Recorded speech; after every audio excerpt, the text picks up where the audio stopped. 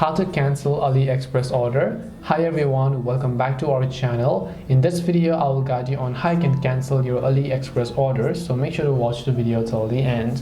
In order to cancel your AliExpress order, let's say that you happen to order something but then you want to soon cancel it. Now the process of cancellation depends on which stage the order has already been processed in, which means that if your order has already been seen by the seller and they've already packaged it and shipped it to AliExpress, then it's a little bit complicated process.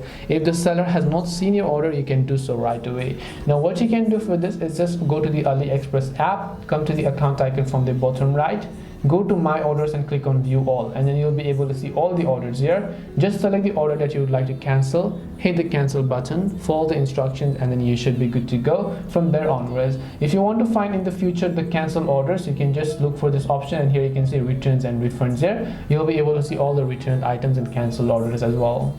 So this way you can go ahead and then cancel your AliExpress order. Hope this video was very helpful to you guys, and if it did help you, then make sure to leave a like and subscribe to our channel. If you have got any questions, then feel free to leave them down. Thank you very much for watching till the end of this tutorial, and see you soon in the next video.